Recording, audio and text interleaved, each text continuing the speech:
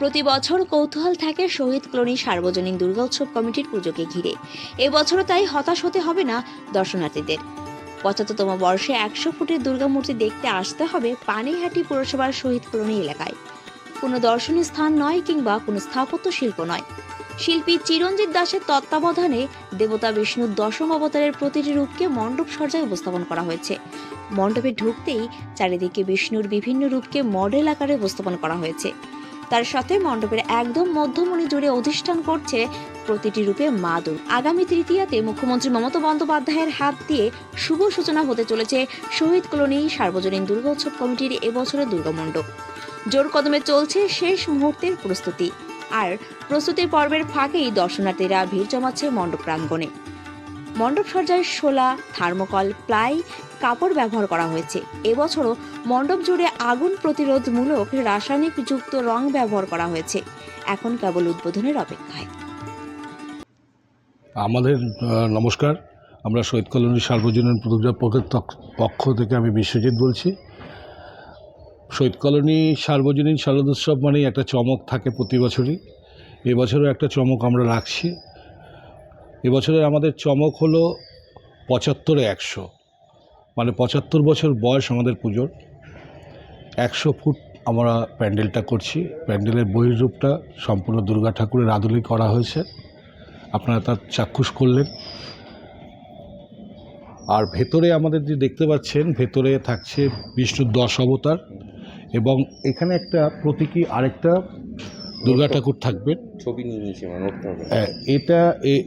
এটা রাউন্ড করবে, এটা ঘুরবে, এটা রিভলভিং আছে, এটা মুভমেন্ট করবে এবং এখানে সাবেকি ঠাকুর যেটা আমাদের পুজো হবে মেইন, সেই ঠাকুরটা হবে। এখানে আমাদের পাড়ার সব অধিবাসীরাও অঞ্জলি ফঞ্জলি দেয়, সমস্ত বাচ্চারা আসে, এই শারদোৎসবে সবাই সামিল হয়।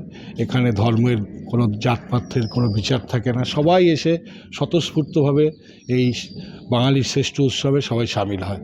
আর আমাদের শহীদ কলোনিতে একটা ঐতিহ্য আছে।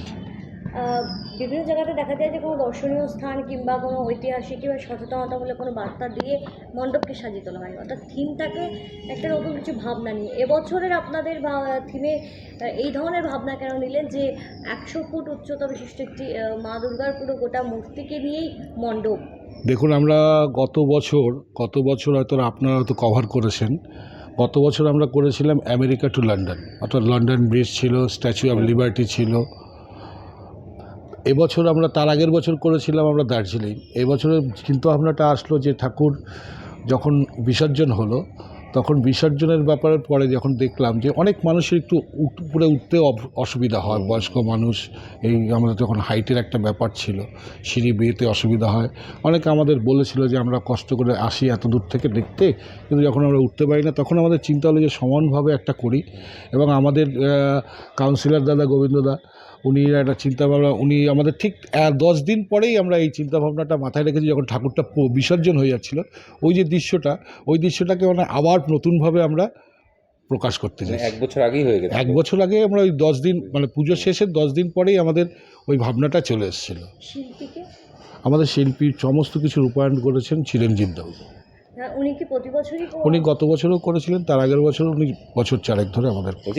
দেখা গেল যে রানাঘাটে কিছুদিন আগে আমরা দেখলাম যে রানাঘাটে একটা 100 ফুটের দুর্গাটা করা হয়েছিল, তো ওটা প্রশাসন থেকে বন্ধ করে দেওয়া হয়েছে, ওটা পুরো কাজ সম্পূর্ণ বন্ধ। দেখুন আপনারা ওটার জন্য কি ব্যবস্থা রেখেছেন?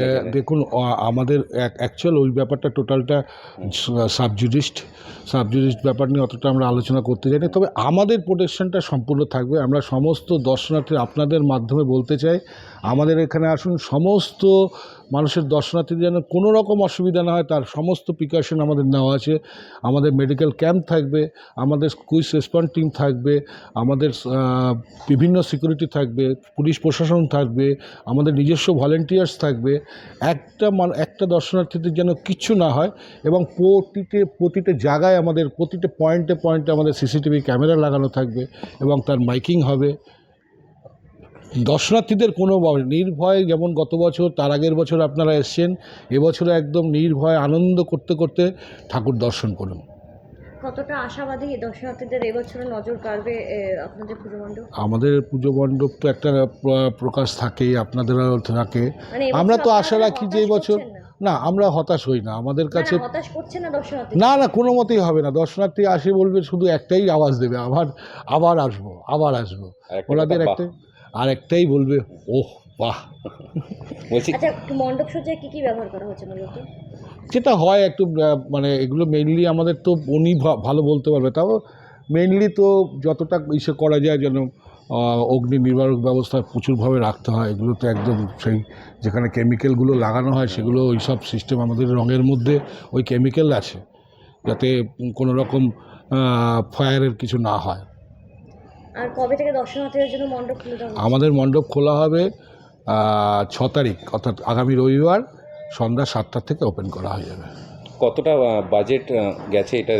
ওগুলো ওইভাবে বাজেট তো হয় না আমাদের। অ্যাকচুয়াল পুজোটা তো শুধু আমাদেরও আর নয়, এই পুজোটা এখন আর আমাদের মধ্যে সীমাবদ্ধ নেই।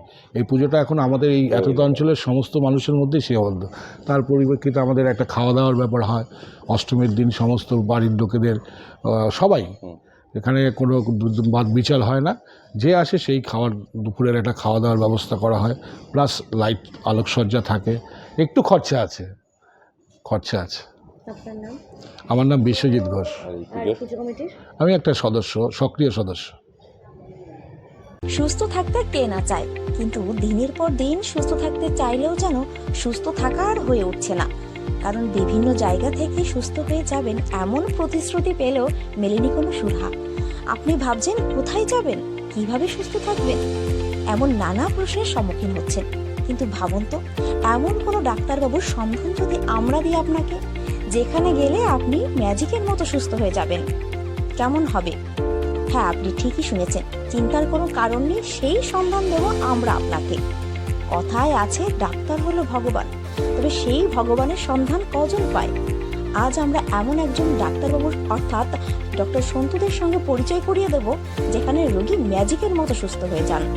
এটা কোনো গল্প নয়, এটাই বাস্তব।